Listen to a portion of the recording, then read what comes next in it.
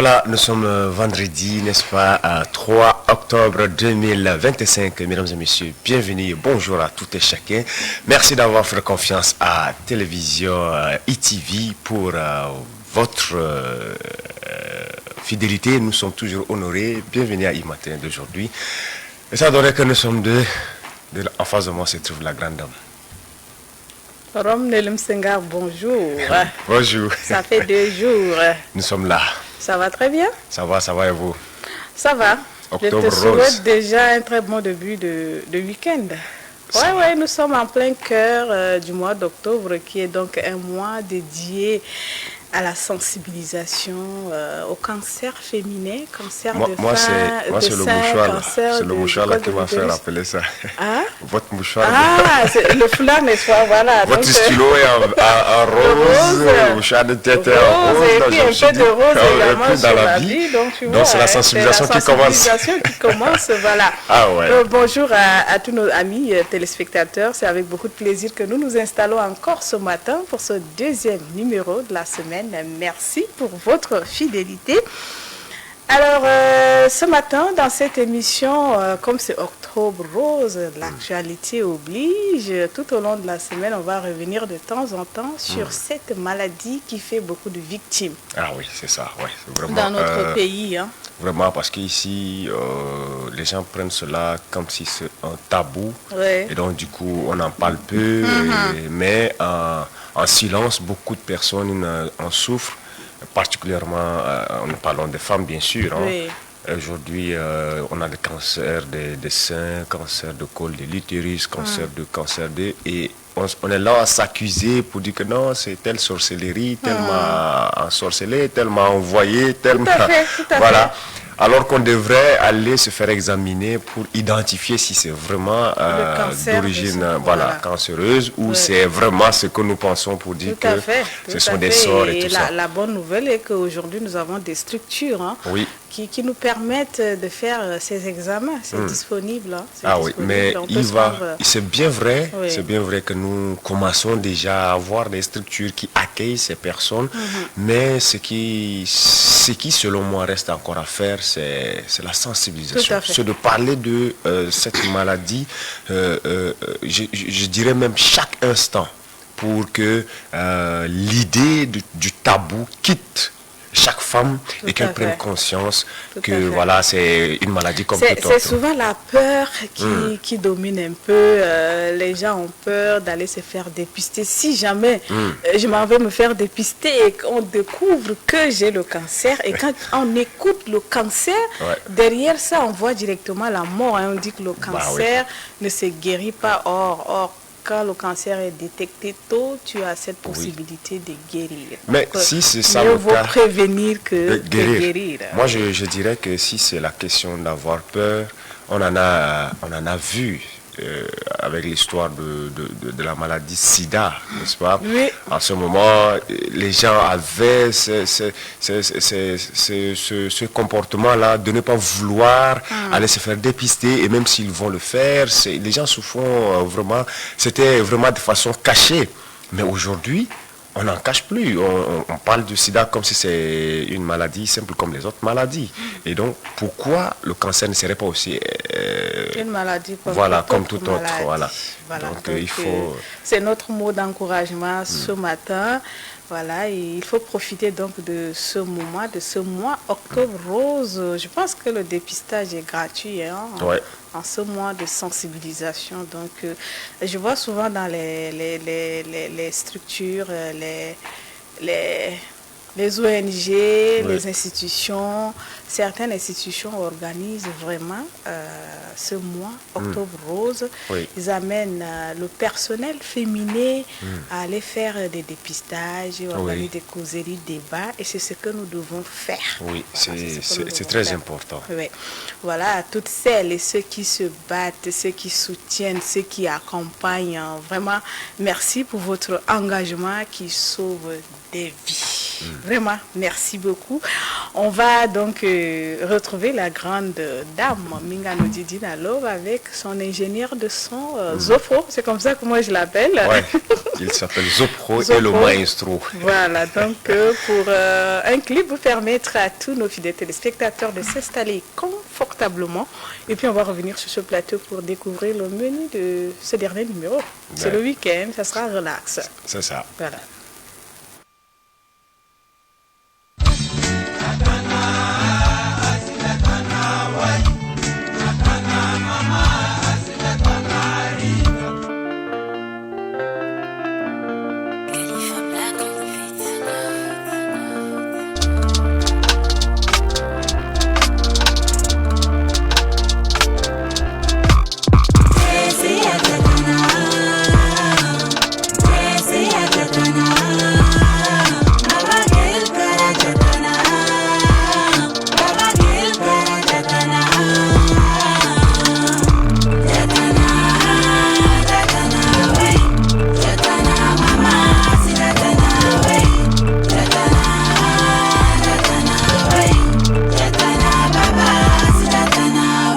C'est toi que je veux, pas une autre. Fuck tous ceux qui nous boycottent. Ce couplet de dédié chaque note. De mettre la barre sur une note. Loin de toi j'ai des désirs forts. Ouais de moi c'est du délire fort. Y'a que toi pour me guérir au top. Faire de toi madame Pénil toc. Toc toc chez tes parents. Verser la dot en craquant. Je te veux pour moi en plein temps. Comme titulaire et non sur le banc. Beaucoup veulent nous voir séparés. Pour ça on s'est bien préparé. Toi et moi on va voler serré. À la vie, à la merde.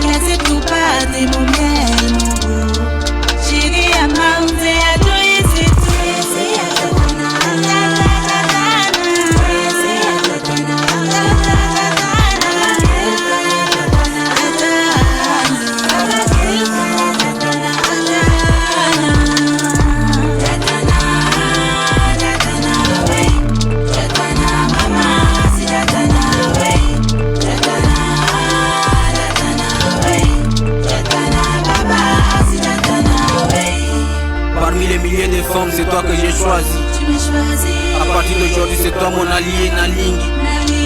Ma peau, mon moitié Niyama pour la vie. Mon moitié Niyama pour la vie.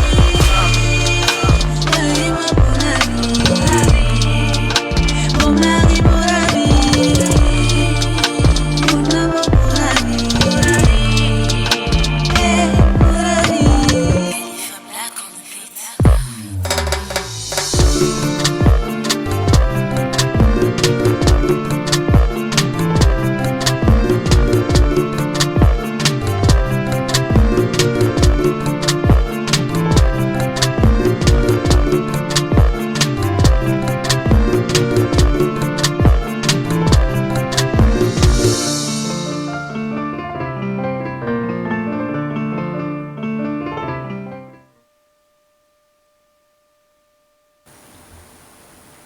Et voilà, on espère que tous nos amis, internautes, téléspectateurs et surtout auditeurs de la radio IFM, tout le monde est connecté, scotché devant son écran câblé pour donc bénéficier du contenu de ce dernier numéro de la semaine. Une fois de plus, nous vous disons merci pour votre fidélité. Alors, le menu de ce dernier numéro, Roms, on va parler de quoi? Ah oui, aujourd'hui, nous allons parler toujours RH, n'est-ce pas, D'accord, avec notre avec chroniqueur notre de la chroniqueur, semaine. Ouais, Clément Sianka. Clément Sianka qui sera là. Oui. Des actualités de la semaine Tout qui à sont fait. toujours portées par Madame Karel qui sera également là. Et puis on va intercaler avec quelques clips et puis des capsules, mais également parler toujours tout au long de l'émission du mois de cancer, voilà, tout ça. Et donc c'est de façon globale là, la programmation de ce e-matin. Tout à fait. Et on n'oublie pas notre petite chronique qui nous donne des petites astuces pour manipuler nos téléphones, nos ordinateurs et tout ça. C'est très important. Oui, c'est aussi très important. Oui. Ouais. Là aussi, on va échanger avec Monsieur Tossou-Jacques. Voilà, Tossou-Jacques qui sera là. Élysée, oui. Pour nous apprendre comment utiliser les paramètres de nos appareils. C'est très à nécessaire parce que aujourd'hui, ce monde de technologie s'impose tellement à nous, mais si jamais nous n'avons pas des astuces pour bien manipuler les paramètres, quelquefois on se trouve dans... Coincé. Pour un petit problème, on est coincé. On est coincé ou quelquefois on se crée même des problèmes sans oui. toutefois savoir, et c'est nécessaire qu'ils viennent souvent nous rappeler ces choses-là. Sinon, nous mettre à jour. Pour nous mettre à jour, voilà, c'est nécessaire. Parce que chaque jour, il y a des choses qui s'ajoutent, surtout avec l'intelligence artificielle. Oui. La technologie, elle s'améliore chaque instant. Chaque jour, oui. Voilà, et donc l'homme doit être aussi aux aguets pour ne pas on doit être à la page. Voilà. Et on se soucie de nos internautes, nos téléspectateurs, nos auditeurs. Voilà, donc soyez connectés. Le menu est ainsi présenté. On va prendre à présent la chronique bien-être. On va retrouver le docteur Mani Kassé qui nous parle bien sûr du cancer. Évidemment.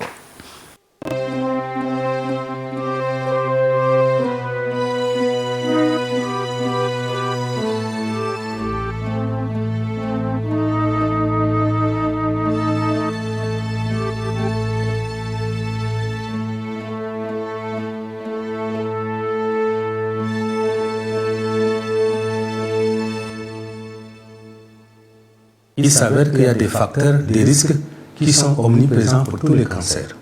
Par exemple, la cigarette, la consommation, en tout cas, ceux qui fument de la cigarette.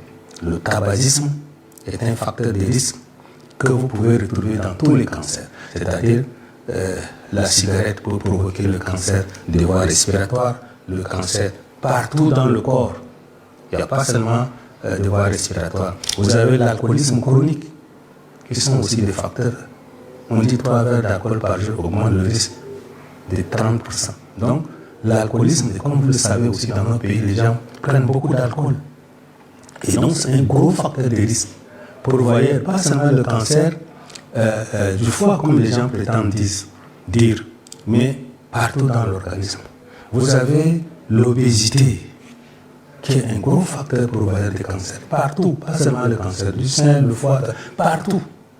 Et donc, l'obésité, qui est une forme de malnutrition, c'est-à-dire, soit les gens mangent mal, ils mangent en excès, quand bien qu'il y a l'obésité d'origine génétique, mais ce n'est pas une raison. Quand vous prétendez être obèse, il faut pratiquer, il faut lutter contre cette obésité-là.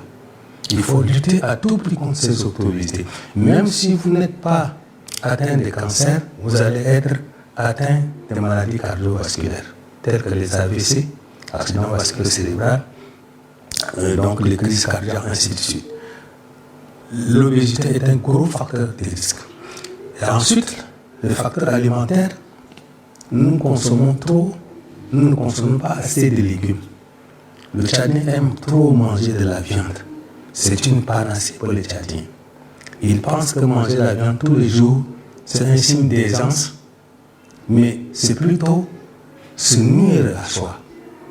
La consommation journalière de la viande est un facteur de risque de cancer. Vous savez, la viande rouge. La viande rouge, pourquoi la viande est rouge?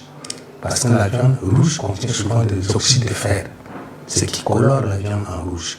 Et cet oxyde de fer est responsable de l'apparition des cancers, c'est lui qui provoque le cancer. D'où la nécessité de ne pas trop consommer de la viande. Et donc, c'est vrai, quand on va au marché, on a des produits comme les poissons, mais les gens essaient de mettre soit de la glace, la glace avec du formol, des pia-pia, et tous ces aliments-là sont susceptibles de provoquer le cancer. Vous voyez actuellement, si vous allez au marché, vous payez des poissons, c'est dénaturé, vous ne sentez plus le goût. Pourquoi? Parce que c'est le formol qui a dénaturé. Et le formol est cancérigène. Les pia-pia qu'on met sur les poissons, c'est cancérigène. Ce n'est pas normal. Donc, l'alimentation en général, l'homme doit maîtriser, en particulier au Tchad. Nous mangeons ce qui peut nous apporter plus de mal que du bien.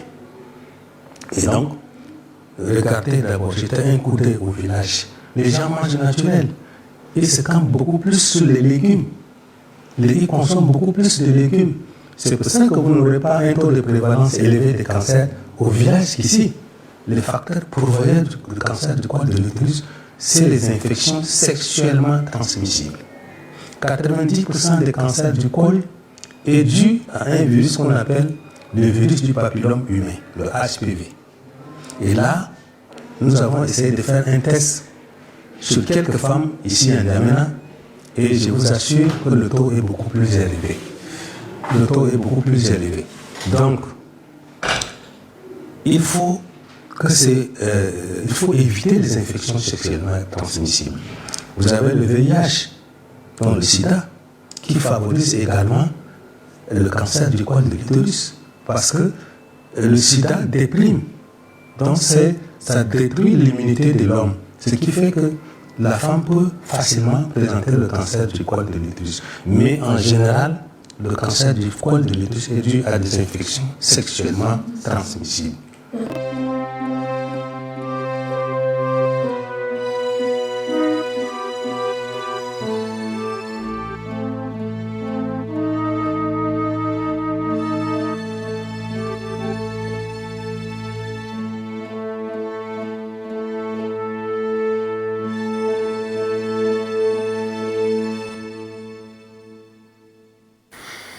Et voilà, nous sommes à 7h passées de 49 minutes avant de revenir sur les détails de cancer. De cancer, parce qu'on va en parler tout au long de la semaine. Le docteur a dit beaucoup de choses, on va y revenir. Mais en attendant, on va se nourrir un peu des actualités. D'accord. Avant tout.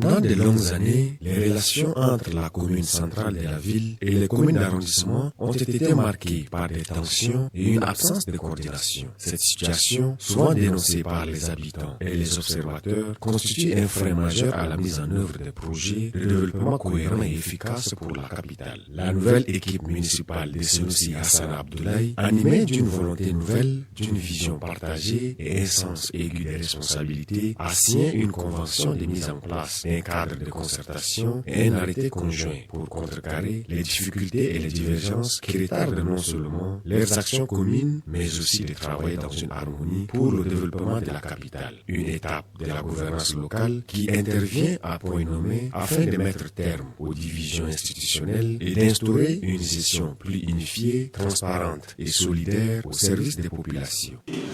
Nous avons ensemble décidé d'approcher ces deux documents qui vont nous servir de cadre de collaboration. Le premier est un document qui a du sens parce qu'il vient compléter les actes réglementaires qui existent et qui disent déjà un petit peu la répartition entre les communes et la mairie centrale en ce qui concerne les attributions. Le deuxième complète la clé de répartition relative aux ressources. Ces documents signés fixent clairement la répartition des ressources financières et définissent les modalités d'exercice pour jeter les bases solides afin de mener communément leur politique de développement pour la ville de N'Djamena. Et l'acte que nous allons poser aujourd'hui est un acte qui, de mon point de vue, est presque historique. Parce que, effectivement, depuis que les communes d'arrondissement et la commune de la ville ont des élus à leur tête, cela ne s'est pas encore produit, en tout cas pas de cette manière. Les élus locaux affichent leur détermination à travailler main dans la main pour bâtir une capitale à la hauteur des aspirations de ses habitants, comme l'indique le maire de la commune du 1er arrondissement. Il se réjouit de cette action qui, selon lui, accompagnera leur politique vers le grand intérêt de tous les citoyens. Au nom des maires de la commune d'arrondissement, féliciter chaleureusement le maire de la commune de la ville d'Indjamena, ainsi que les membres des équipes qui ont témoigné une volonté ferme de partager la même vision en étroite collaboration avec les communes pour parvenir au développement de notre chère cité. La signature du cadre de concertation et de l'arrêté conjoint représente bien plus qu'un simple acte administratif. Elle symbolise une volonté commune d'écrire une nouvelle page pour la ville de N'Djamena. La coopération entre les différentes communes sera le moteur d'un développement durable, inclusif et harmonieux. Ce tournant ouvre la voie à une gouvernance plus participative et plus efficace, capable de répondre avec cohérence et réactivité aux défis de la capitale tchadienne.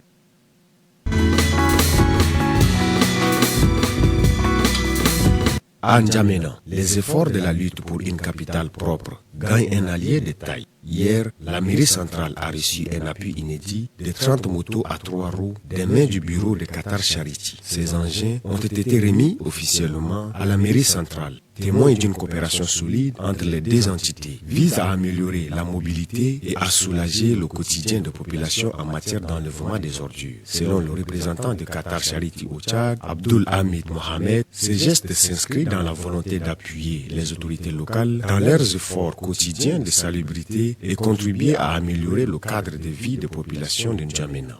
Nous avons l'honneur de remettre aujourd'hui à la mairie de la ville de N'Djamena 30 tricycles cargo destinés à renforcer les efforts de la municipalité dans la mise en œuvre des activités d'assainissement et de la salubrité publique. Ces équipements adaptés aux réalités du terrain permettront d'améliorer la collecte des déchets, de faciliter le transport des matériaux et de renforcer la capacité opérationnelle des équipes municipales. De son côté, le maire de la ville d'N'Djamena, Senoussi Hassana Abdoulaye, n'a pas caché sa satisfaction face aux fruits d'un partenariat qui existe entre son institution et Qatar Charity. Il salue ces gestes qui viennent à point nommé pour aider à contrecarrer les défis persistants d'insalubrité à N'Djamena. Je voudrais dans un premier temps me réjouir de la qualité de collaboration, de partenariat et de coopération entre nos deux pays, à savoir le Qatar et le Tchad. Nos autorités respectives travaillent régulièrement ensemble pour bâtir un partenariat stratégique au profit de nos deux peuples et pour la ville de N'Djamena, cette fois-ci au profit de nos populations. Alors, fort de ce partenariat stratégique, l'ONG a bien voulu, avec une agréable et merveilleuse surprise, venir au secours de la commune de la ville de N'Djamena. Et ils ont assez vite et très promptement répondu en mettant à la disposition de la commune de la ville 30 tricycles que nous avons le grand plaisir de réceptionner aujourd'hui. Au-delà d'un simple don, cette initiative marque le début d'un accompagnement durable. Qatar Charity entend poursuivre son engagement auprès des autorités municipales afin de répondre aux besoins essentiels de population en réduisant les risques d'une nation et de renforcer les capacités des institutions et des communautés locales à s'adapter au changement climatique et à ses conséquences.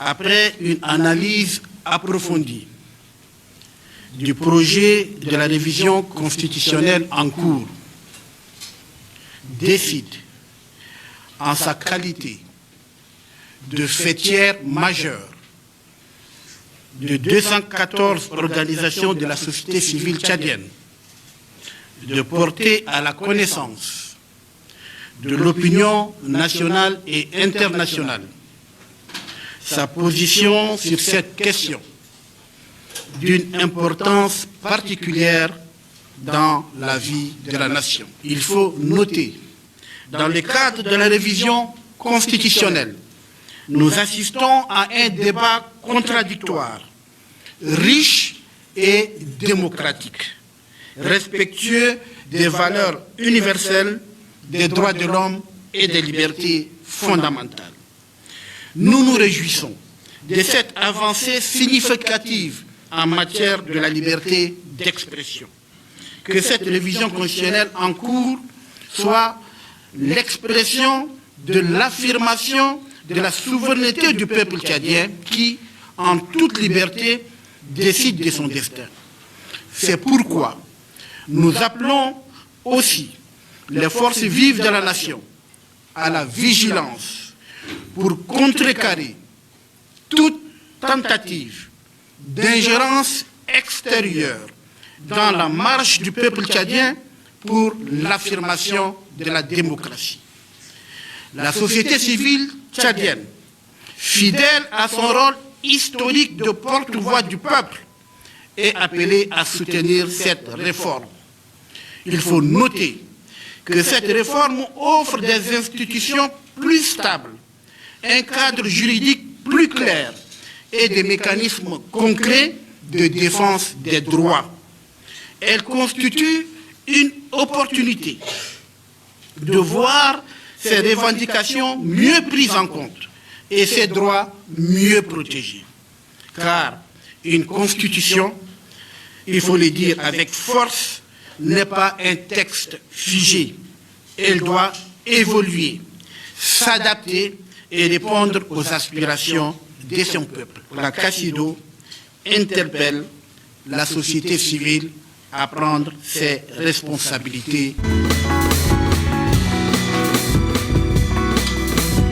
La grève lancée par les syndicats des enseignants au Tchad, en particulier le CED et le CIET, met en évidence une crise profonde qui dépasse les simples revendications corporatistes. Elle traduit une rupture de confiance entre le corps enseignant et l'État, ainsi qu'une fragilité structurelle du système éducatif tchadien. Les revendications portent notamment sur l'amélioration des conditions de vie et de travail des enseignants, ainsi que sur la relecture du décret 477. Cependant, jusqu'à présent, le gouvernement n'a pas fourni de réponse concrète aux attentes exprimées. Cette situation risque d'impacter directement la rentrée scolaire déjà en cours, car la suspension des cours privera les élèves d'un démarrage normal de l'année académique. Au-delà des discours officiels, l'inquiétude grandit chez les parents et les élèves. Chaque jour de grève constitue une perte d'heures de cours difficiles à rattraper dans un système éducatif déjà fragilisé. Si aucun compromis n'est trouvé rapidement entre les syndicats et les autorités, la rentrée scolaire pourrait être compromise dès son lancement, accentuant les retards dans les apprentissages et aggravant les inégalités entre les élèves. Cette suspension des cours entraîne un retard dans l'achèvement des programmes scolaires. Les élèves se retrouvent dans une situation d'incertitude, en particulier ceux des classes d'examen qui voient leur avenir compromis. Cette instabilité réduit la qualité de l'apprentissage, provoque une démotivation et accentue le risque de décrochage scolaire. Il convient de souligner que cette grève fragilise encore davantage le tissu social. Certains parents constatent que leurs enfants heurent dans les quartiers sans encadrement. Les familles aisées peuvent recourir aux cours privés, tandis que les plus pauvres voient leurs enfants condamnés à l'inactivité. La perte de confiance dans l'école publique s'installe. Cette répétition des crises alimente l'idée que l'école n'est plus un espace sûr pour construire l'avenir. L'absence de réponse satisfaisante du gouvernement aux revendications révèle une crise de gouvernance. Cela risque de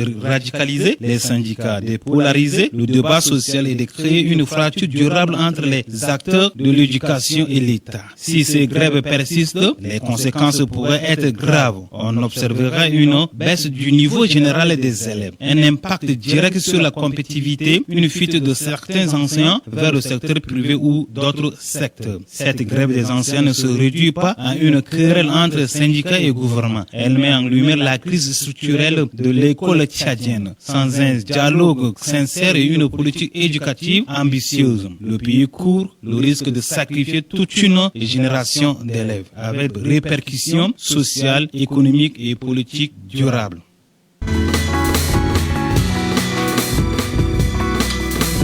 Le principe de la non-violence, connu également sous l'appellation de résistance non-violente, rejette le recours à la violence physique et mentale en vue de provoquer des changements sociaux ou politiques. En vertu de la résolution de l'Assemblée générale de l'ONU tenue le 15 juin 2007, le 2 octobre est l'occasion de diffuser des messages de non-violence, notamment par des actions d'éducation et de sensibilisation. Cette journée, faudrait-il le souligner, s'inscrit dans la volonté de promouvoir la paix et de rappeler que les conflits peuvent être résolus sans avoir recours à la force physique. Selon l'OMS, Organisation mondiale de la santé, la violence est responsable de plus de 1,6 million de décès chaque année dans le monde. Tel que souligné dans le discours du secrétaire général des Nations Unies à l'occasion de cette journée, l'urgence est de réaffirmer le message de Gandhi en faveur de la paix, de la vérité et de la dignité humaine dans un contexte de tensions croissantes, de division et de violation des droits de l'homme. La résolution résolution réaffirme également la pertinence universelle du principe de non-violence et souhaite favoriser une culture de paix, de tolérance, de compréhension et de non-violence. Si des figures emblématiques telles que Martin Luther King, Nelson Mandela et le Dalai Lama ont adopté la non-violence comme stratégie de lutte pour le droit civique et la justice sociale, il est encore possible pour que le Tchad, qui est endeuillé par des conflits intercommunautaires récurrents, de retrouver la paix et la cohésion sociale. Il est dans l'intérêt de tous de cultiver la paix dans nos familles, nos communautés et dans nos milieux socio-professionnels afin d'avoir une cohésion sociale stable, solide et durable pour un Tchad développé.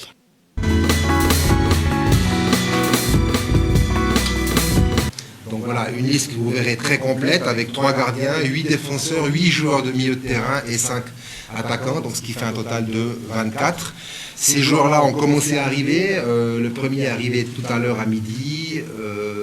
3 autres arriveront demain. Le gros de l'équipe arrivera entre samedi et dimanche matin.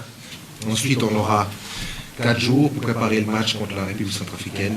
Et le 13 octobre, tout le monde rentrera dans son club pour continuer à travailler tous les jours au quotidien avec beaucoup de sérieux et de hautes compétences. Voilà, donc ça c'est le programme. Je vais vous annoncer maintenant les 24 joueurs que j'ai sélectionnés, que le staff et moi avons identifiés pour répondre présent dans ces 2 matchs Coupe du Monde face au Mali à l'RCA. Donc pour les 3 gardiens, nous aurons Bayosun Samba Diallo, FC 15 Agosto en Guinée équatoriale, Bainasem Jourdain de Venda FC en Afrique du Sud et le 3e gardien Ado Mathieu de Renaissance FC. Pour les 8 défenseurs, nous aurons Chouplaou Charles de Kazrik Star FC en Afrique du Sud, Daikreo Wanre de Gazelle de Garoua au Cameroun, Noubara Félix de la SPSI, Chaouna Franki de l'ENA Calcio en Italie, Diawa Almeric du Soudan, Latoyoum Osé de Gazelle, Alarabaï Yves de Foula, Daba Gabkala de la SPSI. Voilà pour les 8 défenseurs qui défendront nos couleurs.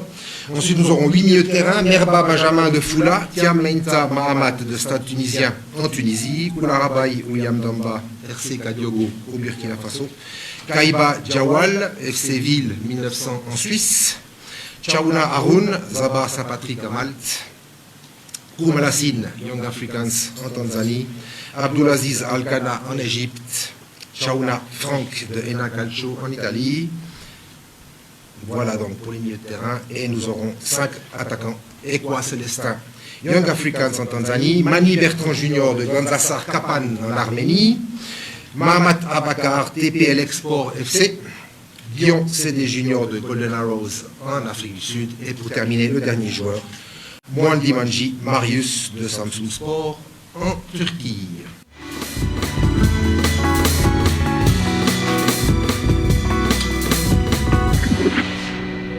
Voilà. Et voilà, nous sommes de retour sur le plateau. Merci à la régie, merci à toute l'équipe de la rédaction pour ces informations. Mais il y a 2 actualités qui ont attiré mon attention. Déjà, l'affaire des grèves. À peine 2 jours de cours. Nous parlons déjà des grèves. Et la dernière nouvelle qui parle ici de match de Nossao. Prévu pour le 12, je crois. Le 8. Le 8 d'abord. 8 d'abord, oui. Le Mali. Une grosse équipe, mais on est confiant. Si déjà on a fait fondu avec le Ghana, Mali, on va essayer. Tout à fait, à fait. Voilà, nous revenons sur le plateau. Imatin se poursuit. Cette fois-ci, on va échanger avec Karel, qui est déjà confortablement installée. Avec elle, on va parler un peu de l'habillement. Oui, c'est ça? Oui, le comportement vestimentaire. Comportement vestimentaire en milieu jeune. Karel, bonjour. Bonjour madame. Comment ça va? Ça va très bien, vous? Ça va très bien. C'est un plaisir de te recevoir sur ce plateau ce matin, dans ce dernier numéro de la semaine. Alors, aujourd'hui, on parle du comportement vestimentaire et surtout en milieu jeune. Évidemment. Oui. Voilà. D'abord, moi, c'est un réel plaisir pour moi de passer sur le plateau, parler des mal qui gangrènent la société de nos jours. Parlant du comportement vestimentaire. S'il faut comprendre le mot comportement vestimentaire, d'abord, désigne la façon dont l'homme choisit ses vêtements et également la façon dont cette personne fait comprendre à d'autres personnes ses valeurs, sur le plan social et également sur le plan culturel. Voilà, quand on appartient à une société ou soit à une culture, on doit se comporter, s'habiller de la manière dont nos grands-parents se sont comportés. Voilà. Et ici en Afrique, on sait déjà. On copie de partout. Hein? Voilà, on copie de partout. Pourtant, ce qui est copié n'est pas vraiment adaptable à la culture tchadienne. Voilà pourquoi j'aimerais parler de ça. D'accord. Donc tu as un reportage sur le sujet. On va suivre le reportage avant de revenir sur le plateau. D'accord. L'univers vestimentaire de la jeunesse contemporaine se nourrit de multiples influences sociales, culturelles et technologiques. Pour de nombreux jeunes, l'habillement dépasse sa fonction première et devient un langage, une manière de s'affirmer et de revendiquer son individualité. Audace des coupes, éclat de couleurs, variété des motifs, tout concourt à transformer le look en une véritable carte d'identité. Désormais, des tenues naguère réservées aux loisirs jogging, sneakers ou hoodie s'invitent dans des contextes autrefois perçus comme formels. Dans cette dynamique, les frontières entre styles masculin et féminin se brouillent, donnant naissance à une mode dite mixte, qui interroge des repères traditionnels de genre. L'influence des réseaux sociaux constitue un autre facteur majeur. TikTok, Instagram, Snapchat ou Facebook façonnent les tendances et érigent certains créateurs de contenu en véritables prescripteurs de style. Des simples clics, une tenue devient virale et s'impose à l'échelle mondiale. Le retour en force des modes des années 90 et 2000 en est une illustration. Crop top, jean taille haute ou encore chaussures shooking rythment aujourd'hui la garde-robe des jeunes. Ainsi, la jeunesse actuelle utilise la mode à la fois comme outil d'expression marqueur identitaire et vitrine de valeurs nouvelles, notamment autour de la durabilité et de l'originalité. Mais cette liberté vestimentaire, lorsqu'elle franchit les portes des lieux sacrés, ne soulève-t-elle pas un débat légitime sur le respect de ces lieux? Et voilà, nous revenons sur le plateau. C'est la dernière phrase qui retient un peu mon attention, notre façon de nous habiller pour aller dans les milieux sacrés. On voit souvent des gens qui sont presque à moitié nus, qui se présentent à l'église et franchement, ça met mal à l'aise. Hein. Le voisin à côté. En écoutant Karel, ce qui a un peu attiré mon attention, elle dit on doit s'habiller de façon à ce qu'il y ait de concordance avec notre culture, notre tradition. Et ce que nos parents portaient à l'époque. Bon, c'est bien vrai, c'est aussi ça, la vérité. Mais disons-nous, nous sommes dans un monde qui moderne, évolue, dynamique. Voilà, dynamique et tout ça. Est-ce qu'on va toujours rester dans l'Antiquité, dans la période ou bien dans l'époque repartir en arrière où nos parents se cachaient tout simplement les parties intimes. Voilà. Est-ce qu'à ce niveau, il n'y a pas un peu d'influence de la modernité qui doit aussi s'imposer à la jeunesse? Voilà, Monsieur Roms, votre question est à toute sa place. Ouais. Voilà. S'il faut comprendre, on doit copier quand même parce que nous sommes dans la modernisation. On doit copier. Ce n'est pas toutes les choses qu'on va copier à l'extérieur. Il faut copier ce qui est copiable quand même là. Tu vois quelqu'un qui s'habille, qui laisse son bas ventre dehors et puis toi tu dis que non, c'est une bonne manière de le faire. Ouais. Donc moi également je veux faire. Alors que ta maman n'a pas fait ça.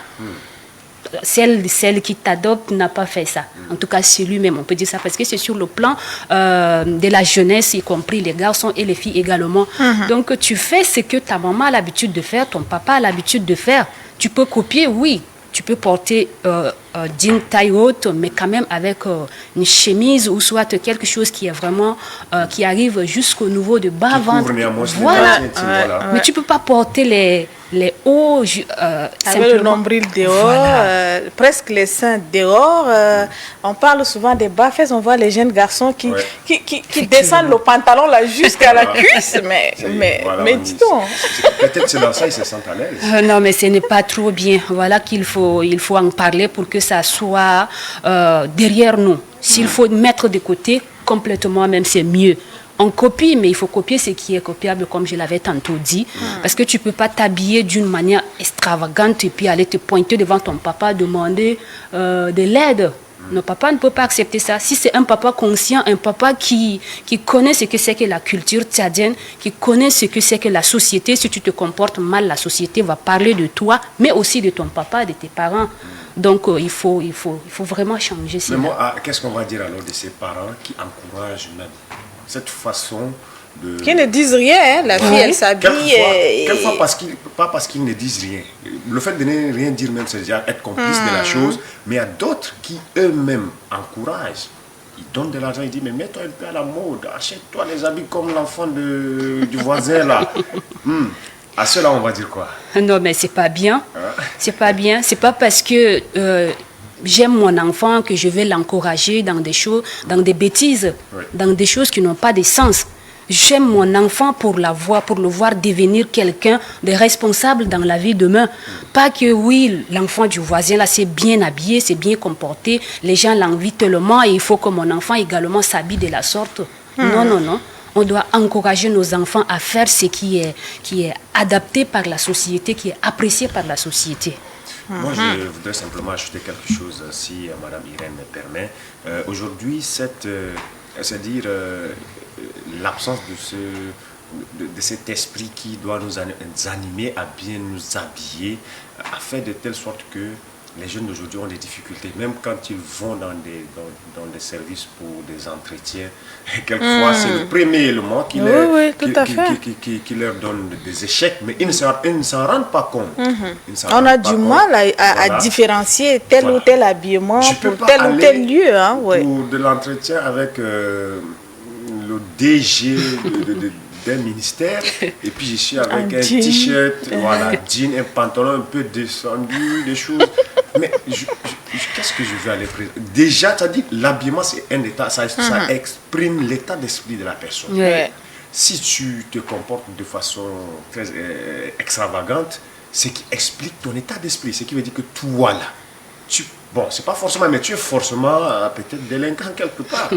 Ah oui, donc à mon humble avis, se comporter bien, s'habiller normalement, surtout en respectant les mœurs, les cultures, en respectant la société, c'est vraiment important. Tout à fait. Et moi, je me dis également, le fait de trop copier, on risque d'oublier carrément notre culture, nos mœurs, nos manières de faire. Et puis voilà, on va se retrouver, je sais pas. On va se retrouver avec quoi?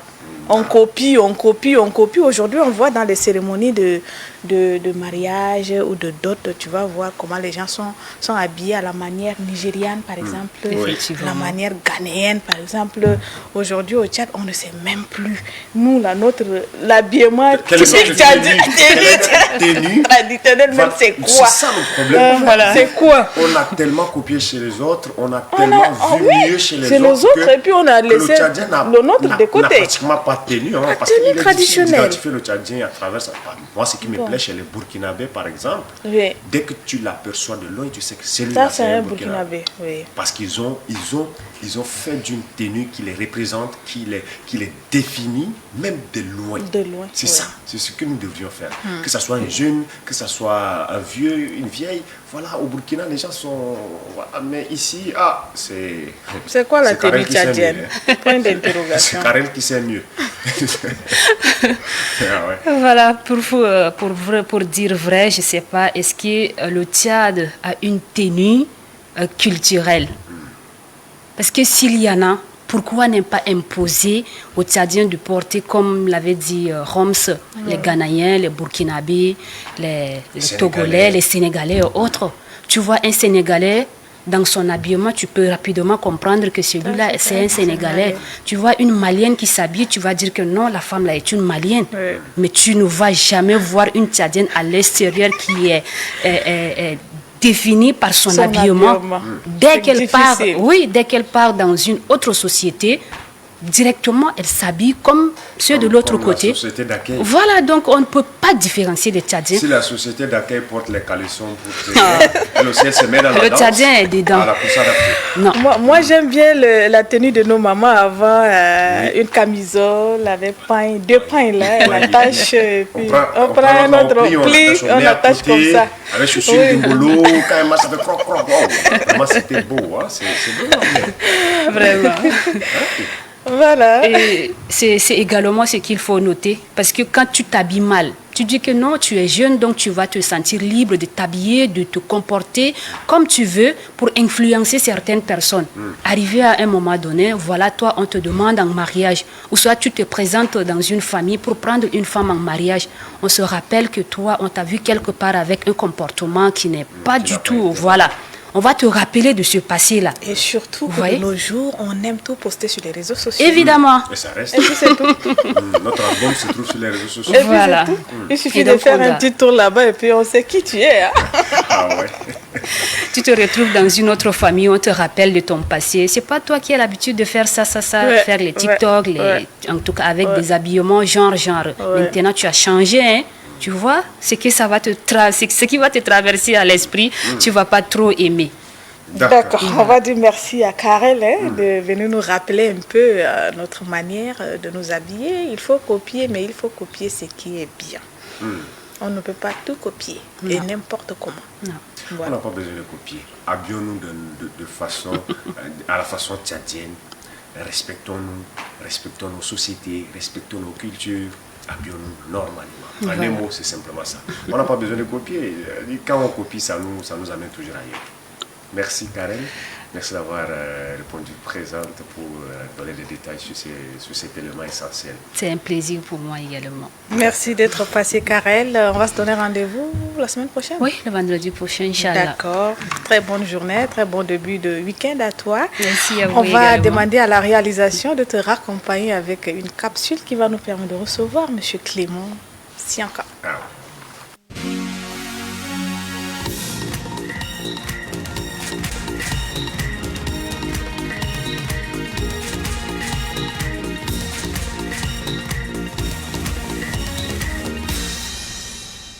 Voilà, la province de Salamat fait partie des 23 provinces de notre pays, située généralement dans la zone sahélo-soudanienne, c'est-à-dire au sud-est du pays, avec une superficie très vaste, c'est-à-dire 63 000 km². Bon, la province de Salamat est en majorité des Arabes. Et plus précisément, on peut trouver des Arabes Hémat, des Arabes Salamat, des Arabes Rachid. Donc ce sont les autochtones de la province. Alors à côté de cette majorité, on peut trouver également un certain nombre de groupes ethnico-linguistiques tels que les Kibet, les Runga, les Yalnas, les Dagal, et ainsi de suite. Le Salamat est reconnu spécialement comme le grenier du Tchad, c'est-à-dire c'est une zone qui a un caractère massif de production. Donc dans cette zone-là, on peut trouver n'est-ce pas, des cultures telles qu'agricoles, également une production d'élevage, ou bien une zone d'excellence également d'élevage.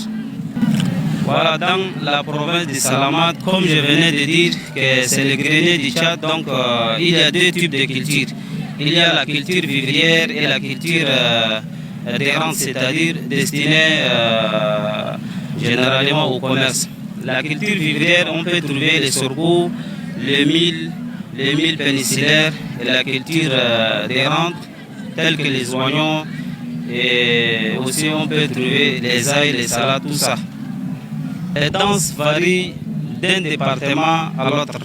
Nous avons par exemple 3 départements dans la province, le département de Haras-Mangagne, le département de Barazoum, le département d'Aboudéa. Si on prend par exemple dans le département d'Haras-Mangagne, on peut avoir 3 types de danses qui sont beaucoup plus majoritaires. Les Koya, les Natata et les Baradea. Bon, surtout dans les cérémonies officielles, telles que lors des cérémonies de mariage, les cérémonies de circoncision pour accueillir par exemple une autorité, le gouverneur, le président, le sous-préfet, le préfet, tout ça. Donc l'ensemble de ces différentes danses culturelles-là seront jouées à travers ces cérémonies officielles. Mais si on vient par exemple dans le département de Barazoum, on peut avoir par exemple la danse qui est la plus célèbre, appelée Nougarahura. Donc c'est vraiment une dénomination d'une danse culturelle qui est beaucoup plus vulgaire et populaire. Alors, dans le département d'Aboudéa, au nord de la province, c'est également une multitude de danses, mais la danse la plus vulgaire, c'est également Nougarahura. Et vous allez trouver d'autres groupes ethnico-linguistiques qui ont également leur propre langue, c'est-à-dire les noms arabes. Il y a deux types de mariages au Salamat. Nous avons un mariage de proposition, c'est-à-dire toi tu es étudiant ou bien tu es par exemple un talibé à l'école coranique, tes parents en compagnie avec les parents de la femme, ils vont te proposer, ils vont dire qu'à partir de tel moment-là, on va te donner telle fille-là en mariage. Mais il y a également un mariage un peu forcé. Un mariage un peu forcé. Donc, la femme, parfois, n'a pas droit à choisir, par exemple, son mari. Donc, on fait le mariage. Et à partir de là, on attend, par exemple, le jour J. C'est-à-dire, une fois la fille arrivée à un certain âge, c'est à ce moment, l'homme aussi, il va travailler pour avoir quelque chose, avoir également un travail qui donne des plus-values. Après quoi, il va prendre la fille en mariage. Cette fois-ci, ce n'est pas un mariage, par exemple, très rapide, mais on attend d'abord à ce que la fille atteigne un certain âge. Même si on l'amène à la maison, on ne peut pas trouver des problèmes. Bon, les cérémonies de deuil, d'abord, c'est accompagné par des tristesses. Les femmes pleurent, les hommes également pleurent, mais ce n'est pas d'une même manière. Les femmes, par exemple, pleurent à haute voix. Les hommes, parfois, là, ils essaient, par exemple, de respecter beaucoup plus ce qui est dit dans le Coran. Parce qu'on dit chez nous, dans la communauté musulmane et surtout arabe, quand vous avez, par exemple, perdu quelqu'un, la première des choses à faire, c'est la patience. Même si vous pleurez, quoi que ce soit, le défait ne va pas revenir. Donc, le plus important, c'est de patienter. Parce que ce que nous voyons dans les réseaux sociaux et beaucoup plus dans les TikTok là, ça, ce n'est pas la culture tchadienne. Il faut que tout le monde s'intéresse sur leur propre culture. Il faut que tout le monde, tous les Tchadiens soient unis pour valoriser, par exemple, leur culture. Le fait de valoriser leur culture, cela ne veut pas dire que vous êtes déracinés, non. C'est pour donner un message à tous les autres pays africains, à tous les autres continents, pour dire que le Tchad est riche en diversité culturelle.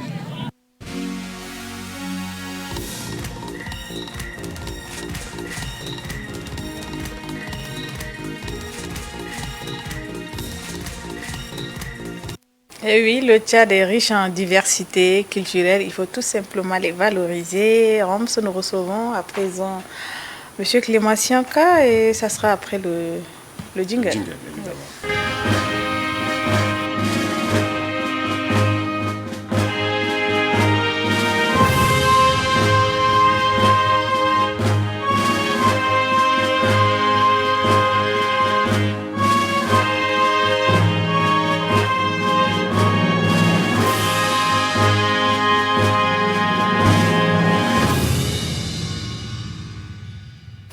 Et M. Clément Sianka, bonjour. Bonjour, madame. Bon vendredi. Merci. Bienvenue. Merci bon début de week-end. Merci pour l'invitation. Tout ça, c'est pour vous. Merci pour l'invitation. Vous allez bien? Je vais très bien, Dieu merci. Comme un jeune de mon âge. Ah bon. Mais comme nous l'avons évoqué tout à l'heure, nous parlons des accoutrements. Oui, le comportement vestimentaire. Voilà. Il est en mode boubou. C'est ça, voilà, en mode boubou. C'est tchadien, hein? C'est tchadien aussi. Ouais. Voilà, ça c'est tchadien et c'est purement tchadien. Ouais. Bon, je ne sais pas, en tout cas. J'ai suivi un peu avec attention le petit débat, mais bon, je disais hors plateau que je pense qu'il y a une chose que nos mamans ont perdu aujourd'hui, ou nos femmes ont perdu aujourd'hui, c'est la culture du double pain. Ouais.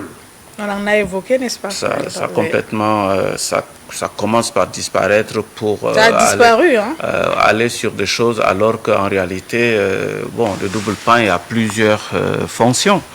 Fonction protectrice pour la femme qui porte, mais fonction d'assistance pour celle qui aurait des problèmes ou une autre personne qui aurait des problèmes. Mais là, malheureusement, ça a disparu et je ne sais pas si aujourd'hui une autre femme a des soucis. Les femmes vont porter assistance avec quoi, à moins qu'elles ont un pain dans leur sac, peut-être. Sinon, voilà, une culture. Et c'est vraiment quelque chose qui finalement, au-delà de la beauté que ça fait, une femme de son temps qui sort chez elle a une culture pour aller assister.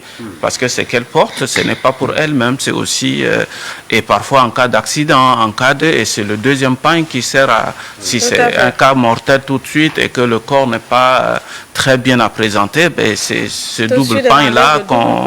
Mais est-ce que vous savez que ça n'a pas complètement disparu? Ça a changé de manière ou de façon. Les femmes portent les doubles pains plutôt pour se rendre dans les places mortuaires. C'est ce que moi j'ai remarqué. Oui, mais justement, c'est parce que les gens pensent qu'aller à une place mortuaire a une tenue pour ça. Oui. Et donc, on met les doubles pains pour les places mortuaires. Mais c'est pas ça qu'elle. Alors que la vie de tous les jours, elle est faite pour ça. Et aujourd'hui, honnêtement, je ne sais pas comment ça se passe. J'ai pas rencontré, mais je ne sais pas comment ça se passe une femme qui justement voudra porter assistance à l'autre. Je ne sais pas comment elle peut faire. C'est souvent difficile. Et donc là, ça veut dire que nous avons perdu de quelque chose de pas seulement culturel, mais de valeureux que nous avions. Et que finalement, ça a complètement disparu. Et ça, c'est un peu regrettable pour moi, en tout cas. Très regrettable. Voilà, être en pantalon, être en jupe, c'est super, mais voilà. Ça vient donner un peu de lumière sur ce que Karel venait de nous détailler également. Oui. Mais nous allons revenir sur notre sujet initial. Là. Toute la semaine, nous allons parler de la responsabilité sociales humaines. Nous avons détaillé plusieurs aspects et aujourd'hui, nous en parlons encore de notre aspect. Ouais, j'espère, on va finir sur cet aspect-là. On a commencé par la responsabilité des directeurs de ressources humaines. On a parlé des responsabilités des chefs de service, chefs de personnel ou chefs de service de ressources humaines. On a parlé des responsabilités des agents de ressources humaines. Mais aujourd'hui, chose que les gens ne prennent pas souvent conscience, c'est la responsabilité du chef hiérarchique en matière de ressources humaines. Le chef hiérarchique est un élément clé dans les ressources humaines. Si votre superviseur, si vous êtes superviseur et que vous ne connaissez pas votre rôle RH, vos agents souvent vont souffrir.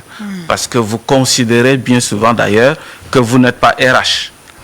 Alors que pour votre personnel, pour ceux qui sont sous votre responsabilité, vous êtes leur premier RH. Et là, c'est le côté souvent qui est, de mon point de vue, négligé ou ignoré, ou je ne sais pas comment. Et donc, ça fait que, comme je le dis, un chef, un superviseur qui n'est pas conscient de ce rôle-là va tout remettre aux ressources humaines, tout remettre au service des ressources humaines, alors qu'en réalité, non. Le premier ressources humaines, c'est le superviseur direct. À plusieurs titres. Donc, je vais essayer donc d'aller jusqu'à 5 niveaux d'apport pour les ressources humaines que le superviseur direct a ça. Le premier, c'est qu'il est en charge de la gestion et de suivi de son équipe. C'est un travail pour lui. Il est payé pour ça. S'assurer que les gens ont bien organisé leur travail, que les gens sont dans leur poste de travail, que les gens ont compris le travail qu'ils doivent faire, ainsi de suite. C'est un travail important. Ce n'est pas que technique, mais ça fait partie de l'organisation des hommes. Et donc, il est le maillot clé là sur ce sujet, il ou elle est le maillot clé sur ce sujet. Et donc, c'est important de le savoir. Donc, un chef qui n'organise pas son travail et n'organise pas le travail de son équipe a déjà perdu. Parce qu'il aura eu une équipe désorganisée. L'atteinte des objectifs de service ne seront pas atteints et ça pose un problème. D'où, d'ailleurs, pour beaucoup, c'est nécessaire d'avoir une réunion de service. Ça permet à ça. De temps en temps, hebdomadairement ou en tout cas, mais trouver une occasion de se parler, de repartir les tâches, de se donner des orientations, de se donner des objectifs de la semaine ou je ne sais pas quoi, mais ça c'est la responsabilité du chef d'équipe. La deuxième chose, c'est il s'occupe dans ce grand rubrique de faire respecter le règlement intérieur. C'est lui qui est direct en contact avec le personnel. Donc c'est lui qui doit comprendre le règlement intérieur pour le faire respecter dans tous les aspects de la chose. Et tous les textes qui regardent, qui gèrent, c'est important pour lui de comprendre et de faire respecter cela. La troisième, c'est de veiller à la sécurité du personnel, de ceux qui sont sous sa responsabilité. Et ce n'est pas le directeur de ressources humaines qui va le faire, ce n'est pas le chef de personnel qui va le faire, c'est lui qui est chargé de la sécurité en milieu de travail de son personnel. Est-ce que les gens sont bien assis? Est-ce que les gens ils ont tout ce qu'il faut pour travailler? C'est de sa responsabilité. Sinon, il a perdu de son travail. Et ça, vraiment, malheureusement, il y a beaucoup de gens qui s'échappent de cette responsabilité pour aller ailleurs. Le deuxième grand chapitre, c'est le côté administratif. C'est-à-dire que toi, superviseur, tu es en charge de contrôler les absences, en charge de contrôler les présences, en charge de contrôler le congé, en charge de contrôler les heures supplémentaires. C'est toi qui dois le faire. C'est toi qui dois signer pour être sûr que telle personne peut aller en congé parce que j'ai du remplacement, ainsi de suite. C'est vous qui êtes en charge de le mettre en place. Le superviseur, il a beaucoup à faire. Bien sûr, mais il est payé pour ça. Il est payé pour ça. Et ça, souvent, les gens ont tendance à oublier cet aspect-là. Tout le monde, on pousse vers les ressources humaines, mais non. Vous êtes ressources humaines pour vos employés. D'abord. Et ensuite, les ressources humaines va prendre le relais. Et dans ces rubriques de l'administration, c'est aussi de fournir les informations nécessaires au personnel. Et toutes les informations qui doivent être fournies, normalement, le chef, c'est lui qui doit le fournir. Sur ce qui a changé dans l'administration, des choses, c'est lui qui informe ses agents. Mais en même temps, il prend les informations du personnel pour le transmettre. Si lui, il ne peut pas gérer, à ce moment, il le transmet à la hiérarchie, aux ressources humaines, et donc il sert un peu de ça. Ce n'est pas juste quelqu'un qui est là et qui fait que son boulot sans tenir compte de l'aspect des ressources humaines qu'il doit gérer.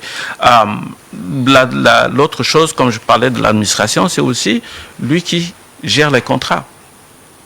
Ce n'est pas le service de ressources humaines qui gère le contrat. C'est lui qui gère. Telle personne, le superviseur. Okay. Telle personne, je lui donne le contrat, je le renouvelle, je ne le renouvelle pas. C'est lui qui prend la décision, ce n'est pas les ressources humaines. Est-ce que ce poste de superviseur, est-ce que ça existe dans toutes les institutions? Toute personne a un superviseur. Toute personne a une hiérarchie chez qui il reporte. Donc le DG est là, c'est directeur technique ou c'est chef de service sous sa responsabilité. Les chefs de service ont les agents sous leur responsabilité, ça va de soi. Donc forcément, quand vous êtes quelque part, vous connaissez votre chef hiérarchique. Et c'est ce chef hiérarchique dont je parle, à tous les niveaux. Je ne vois pas seulement à un bas niveau. Donc le directeur général, il est le chef de personnel pour ses directeurs. Et les directeurs sont les ressources humaines pour les autres, pour les chefs de service sous sa responsabilité. Et les chefs de service sont des ressources humaines pour les agents qui sont autour. Les chefs d'équipe, si maintenant c'est plusieurs équipes et qu'on a un chef d'équipe, le chef d'équipe est de ressources humaines pour son équipe. Et ça, c'est vraiment ça qui fonctionne. Si on n'a pas compris ça dans tous les rôles... Mais c'est comme si on n'a pas du tout compris ça. Hein, quand il y a un service personnel, on pense que non. Voilà. Non, bien sûr que non. Si vous laissez tout gérer par les ressources humaines, ce n'est pas qu'ils ne peuvent pas le faire. Mais ce que vous perdez de votre influence en tant que leader, cette fois-ci pas en tant que manager, mais même en tant que leader. Pour que votre leadership au service puisse fonctionner, il faut bien que vous ayez la maîtrise de tout ça pour connaître chaque personne qui compose votre équipe afin de le leader comme il faut, de le guider comme il faut. Sinon, bah, vous êtes là, vous ne connaissez pas. S'il a un problème à la maison, s'il a eu un accident, s'il y a eu quoi, vous êtes là, pourquoi tu n'es pas là? Et puis toi, c'est va voir les ressources humaines. Non, quand c'est comme ça ne marchera pas. Donc vous serez qu'une marionnette dans la chose. Or, vous êtes la personne qui décide qui recruter. Ça aussi, c'est important. C'est vous qui décidez qui recruter, avec votre propre feeling, avec votre propre aspiration, puisque vous composez votre propre équipe. Donc, c'est vous qui savez qui intégrer l'équipe, et si vous intégrez la personne ne convient pas, c'est vous qui décidez de le laisser partir. Ce n'est pas les ressources humaines et ce n'est pas le directeur, même si parfois ça tourne à l'envers, mais ce n'est pas une bonne pratique. Le directeur n'impose pas un recrutement, le chef de service des ressources humaines n'impose pas un recrutement, c'est le superviseur qui décide en fonction de le feeling, dans les interviews surtout d'ailleurs. Et c'est pour ça que ça devient un peu plus, je ne vais pas revenir déjà sur le recrutement là-dessus. Mais justement, le superviseur est la personne aussi qui gère et développe les compétences. C'est lui le premier formateur. C'est lui la première personne qui est capable de faire le premier feedback. Tu as bien fait, tu as mal fait. Tu aurais dû faire comme ça. Et ça, c'est formateur. Ouais. Tu ne sais pas le faire, c'est lui qui t'apprend comment le faire. Voilà, tu as des soucis, c'est lui qui est censé aider à comment travailler. Non pas qu'il est le monsieur je sais tout, mais par peut-être son expérience, par peut-être toutes ses aptitudes, il est capable de t'amener à une réflexion qui t'amène à trouver la solution du problème que tu as posé, par exemple. Ou, naturellement, il est celui-là qui est capable de suppléer à tous les postes. Oui. Si vous êtes 6, c'est lui le 7e, il est capable de prendre la place des 6 personnes au cas où l'une des personnes n'est pas disponible. Et donc, c'est aussi ça, sa fonction. Donc, c'est lui qui gère ces compétences-là et c'est lui qui crée de la polyvalence dans les services, dans son équipe, pour permettre à ce qu'une personne A peut remplacer une personne B peut remplacer une personne X. Et comme ça, lui, il s'assure que tout ce management de personnes fonctionne pour le bien du service. Autrement, bah, il ne pourra pas maintenir le cap de son service. En cas d'absence, il est perdu. Parce qu'il n'y a personne pour remplacer. Et lui-même n'est pas capable de le faire. Voilà pourquoi, peut-être que je vais exagérer, n'est pas chef d'équipe qui veut. Mais qui peut. Mais qui peut. Quelqu'un qui a la capacité. Et c'est pour ça qu'on ne confie pas ce genre de responsabilité à des novices. J'exagère. Mais pas parce que tout le monde court vers les responsabilités. Pour mieux être chef de service, il faut commencer par être agent. Oui, pour avoir de l'expérience.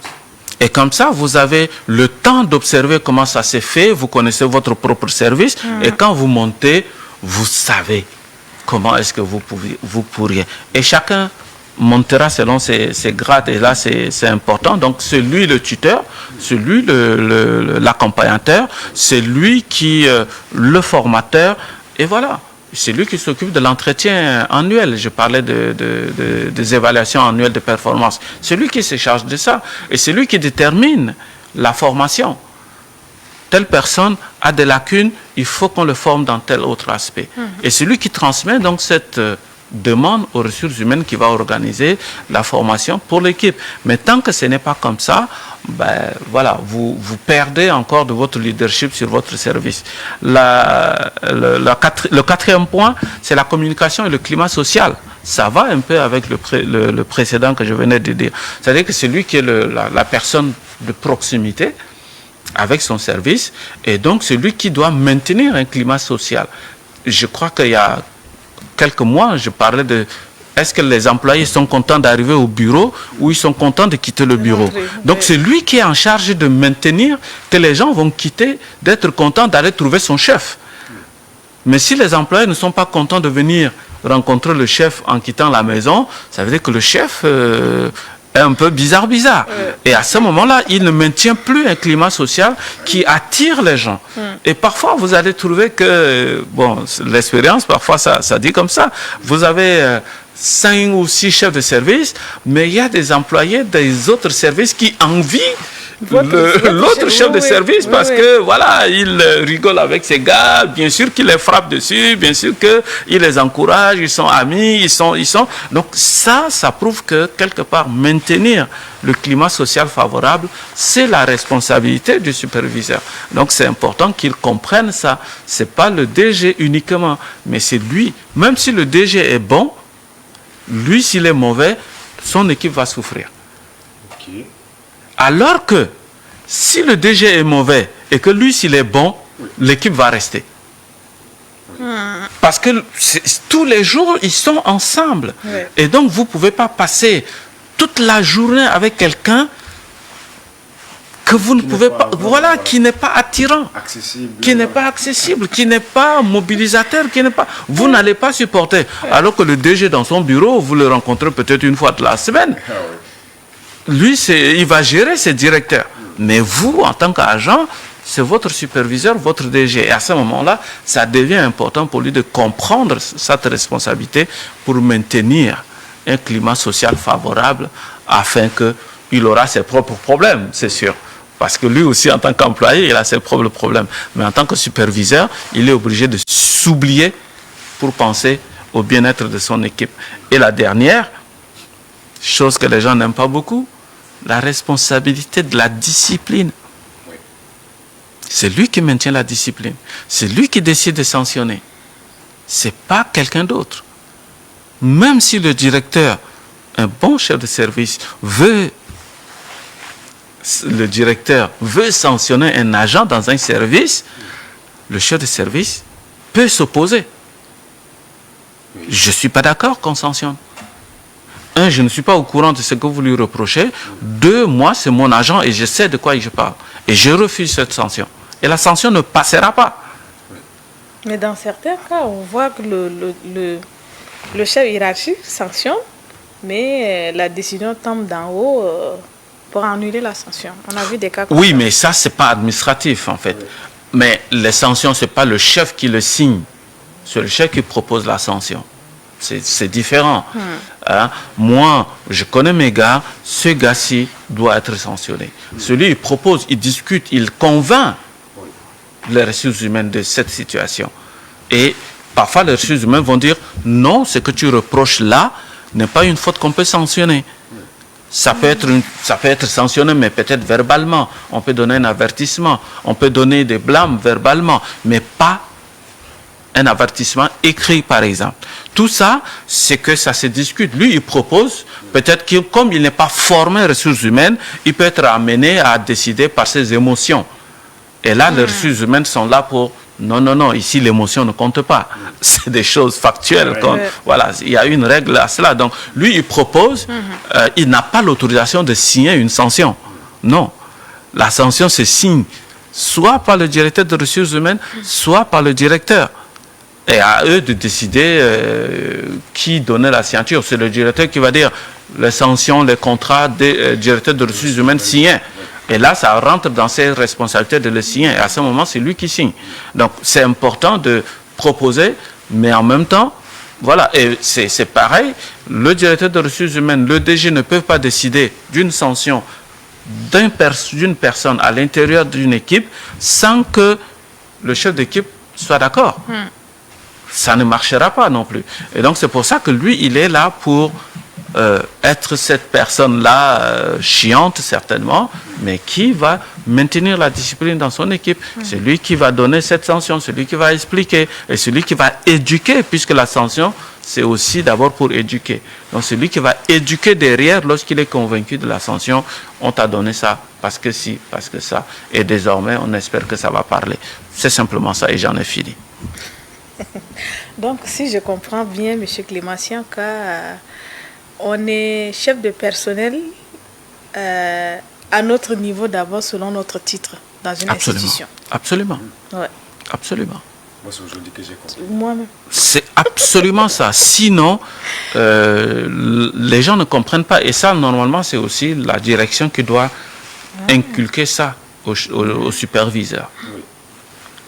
Vous êtes directeur de ressources humaines. Quand on est nommé, quand on est promu, on a un cahier des charges, n'est-ce pas? On vous dit, voilà... pour expliquer ce que vous devez faire. Oui, en fait, le problème, c'est que justement, tout le monde n'a pas cette même culture. Mais le grand patron ou le directeur de ressources humaines est aussi là pour donner cette culture à l'ensemble du staff et des dirigeants. C'est important pour lui, comme je disais, le directeur de ressources humaines, lui, c'est la philosophie, c'est la réflexion, c'est les politiques. Et donc, ça fait partie des politiques qu'il doit implémenter et rendre chaque superviseur responsable de son équipe. Parce qu'en cas de restructuration même, c'est le superviseur qui doit décider, écoute, dans ton service-là, combien de personnes on peut s'en séparer? Parce que c'est toi l'organisateur. La société ne marche pas ou l'institution a des problèmes. On veut faire globalement partir 50 personnes. Mais on ne décide pas comme ça. C'est chaque superviseur qui doit dire telle personne est moins performante. Elle ne devait pas partir, mais compte tenu de la situation, si elle part, c'est pas trop grave. On peut en séparer de 2, on peut ainsi de suite. Et donc, c'est tout ça qui fait que la responsabilisation du superviseur est incontournable. C'est-à-dire lui qui est la base des ressources humaines dans les institutions. Sinon, on a tout perdu. D'accord. D'accord. J'espère que ce n'est pas tombé dans les oreilles d'un sourd. On a beaucoup appris ce matin avec Roms sur ce plateau. Moi, j'ai beaucoup appris. Surtout les détails techniques. D'accord. On va vous dire merci. Merci pour cet exposé. Merci beaucoup. J'espère que j'ai respecté mes minutes quand même. Oui, on va se donner rendez-vous le lundi. Inch'Allah. Pour ouvrir un autre chapitre. Oui.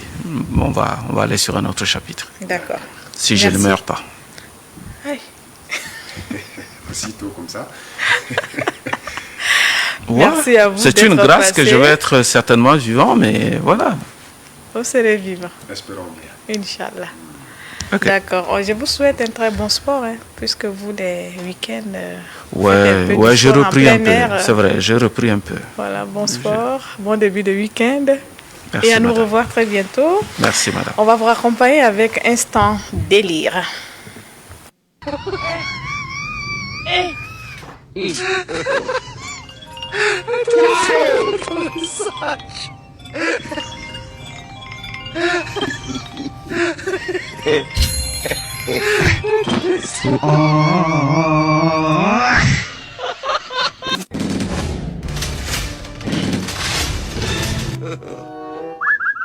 God have mercy upon us.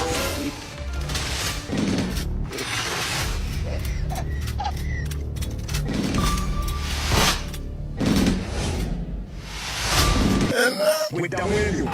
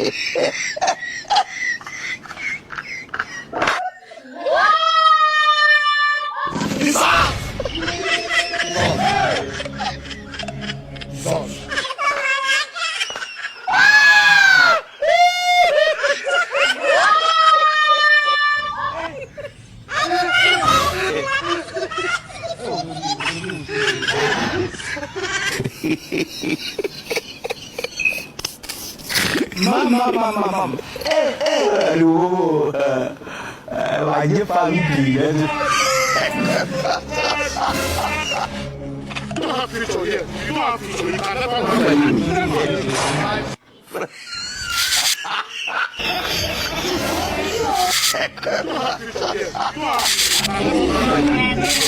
5 years of madness.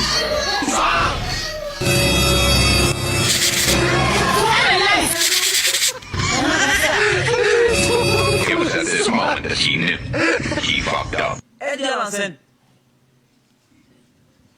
Oh, commencez à nier, je viens. Oui, commencez à nier.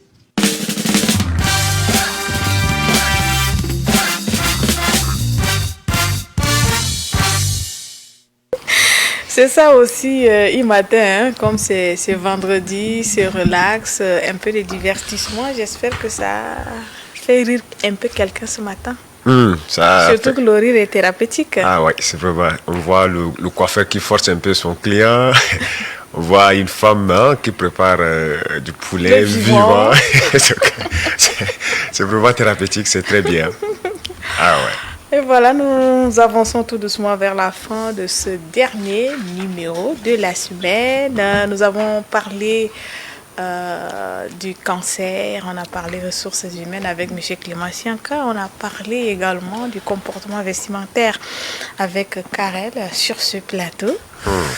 Bon, comme on l'a annoncé à l'introduction, on allait parler tout au long de cette émission de Octobre Rose, qui est donc le mois de sensibilisation contre le cancer féminin, cancer de sein, cancer du col de l'utérus.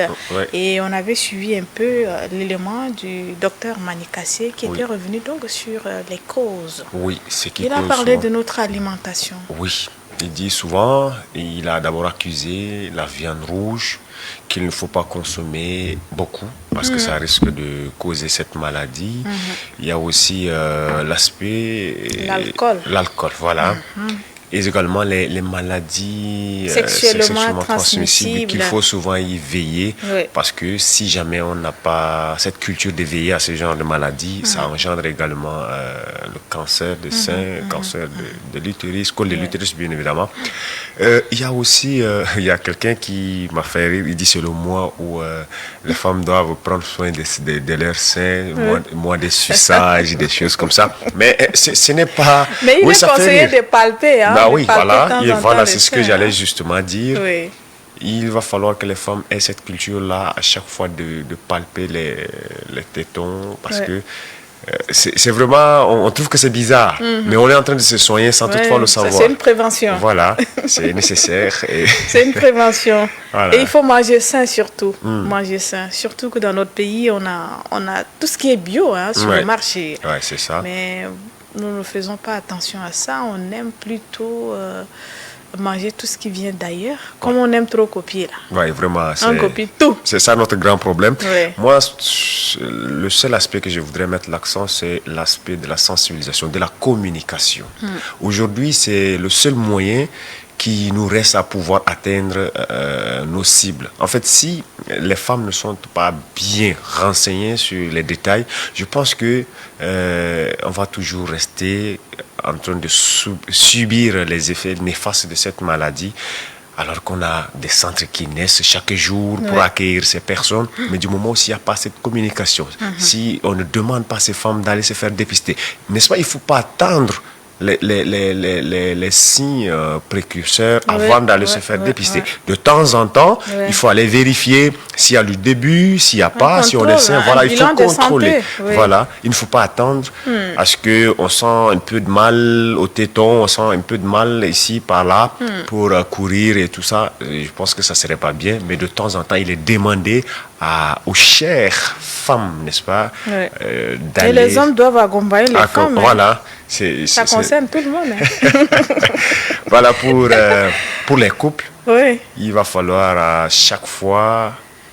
il est du devoir, n'est-ce pas, même du monsieur, voilà. Il est du devoir du monsieur de dire, madame, allons voir le médecin pour voir, parce que on ne sait jamais, tout ça, voilà. Donc le médecin, quand c'est comme ça encourage la femme et ça aide à la femme de se sentir un peu épanouie.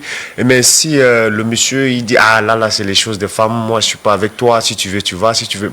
Déjà quand on dit ça, on est en train de stigmatiser la femme à tel enseigne qu'elle se sent vraiment enfermée, même si elle commence déjà à avoir les signes précurseurs du cancer des seins, du cancer du col de l'utérus.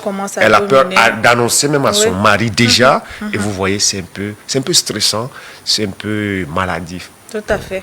Parlant de la sensibilisation, ça doit être fait à tous les niveaux, déjà dans nos foyers. Pourquoi pas à l'école, hein? Ça devrait être un programme qui est donc enseigné dans les écoles. Dans les écoles, évidemment. Et nous, en tant que médias, on a également un très grand rôle à jouer dans la sensibilisation. Et il faudrait également que ceux qui organisent des activités, les spécialistes dans le domaine viennent également vers les médias pour mieux communiquer. Mieux communiquer. Voilà, parfois, quand on les sollicite, mais vraiment, c'est difficile. Hein? Mais c'est ça où je dis le problème de la communication. Déjà, les spécialistes, c'est eux qui doivent beaucoup plus s'approcher, n'est-ce pas, dans des milieux comme les milieux des médias, les milieux de l'éducation, pour en parler de ces choses. Mais du moment où eux-mêmes ils ne viennent pas, nous, en tant que médias, on peut bien parler de ces choses, mais il y a des aspects techniques que nous ne maîtrisons pas et nous avons besoin de leur intervention. De leur intervention, c'est ce qui va beaucoup aider. Voilà. Et donc, surtout dans les milieux scolaires, académiques, tout ça, pourquoi pas professionnels même, il faut toujours qu'il y ait une communication autour de cet aspect. À l'école, il va falloir parler de ça aux enfants. Il faut introduire ça dans un programme comme vous l'avez évoqué tout à l'heure, peut-être 2 fois dans la semaine pour parler de ces aspects. Et aux garçons, tout comme aux filles. Pour que le garçon aussi commence déjà à voir à l'esprit que désormais, même si il doit être responsable aussi face à de telles situations, quand il sera un monsieur, comment il doit accompagner la femme, comment il doit encourager la femme, comment il doit communiquer avec la femme quand une femme se trouve dans de telles situations. Mais parce qu'aujourd'hui, vous allez constater avec moi que les jeunes, tellement qu'ils ne connaissent pas ces choses, d'ailleurs, ils n'ont même pas une idée sur la chose. Voilà. Quelquefois, ça devient même des sujets de moquerie. C'est ce qui, quelquefois, fait subir des effets néfastes aux filles. Il y a des filles qui ont peut-être des signes, mais elles ont peur de parler avec les autres parce qu'ils vont se moquer d'elles. Pas avec les autres seulement, mais même dans la famille. Dans la famille, elle a peur de parler à sa maman. Peur de parler à maman, de parler à papa. Voilà, c'est la communication qui est donc importante, le dialogue. Nous devons sensibiliser, parler du cancer à tout moment. Il ne faudrait pas attendre seulement le mois d'octobre pour... tous les 12 mois, il faut parler. De temps en temps, il faut rappeler que cette maladie existe et que c'est possible de guérir de cette maladie si elle est détectée tôt, et surtout qu'aujourd'hui, on a la possibilité de se faire dépister. Nous invitons donc toutes les femmes à l'occasion de ce mois d'Octobre Rose de faire un effort pour aller faire un petit bilan. Il faut aller faire un petit bilan pour s'assurer si nous ne sommes pas atteints de cette maladie. Merci Roms. Nous arrivons à la fin de ce dernier numéro de la semaine. Je te souhaite un très bon début de week-end. Merci. Que ça soit reposant. Il faut bien te reposer pour revenir en forme le lundi. Ah oui, bien que nous n'avons pas de repos, surtout dans notre domaine, mais on va essayer d'avoir un petit espace de pour se reposer. C'est très important. Et je vous souhaite également un bon week-end. Merci beaucoup. On va souhaiter bon week-end à toute l'équipe de production de cette émission. On n'oublie pas les régisseurs, on n'oublie pas également la diffusion qui est pilotée en ce moment par Riabe, en tout cas les chefs de production, Alain Djigum Jean Flora, Nabi Malachi. Voilà, on a abattu un gros travail toute la semaine. Et puis c'est le dernier numéro, c'est le week-end, comme l'a dit Roms, on va forcer un peu pour trouver un petit créneau là pour se reposer. Pour déposer un peu la tête. Voilà, merci de nous avoir suivis. Passez un très bon week-end et puis on se prend le lundi, 7h30. Voilà, bye bye.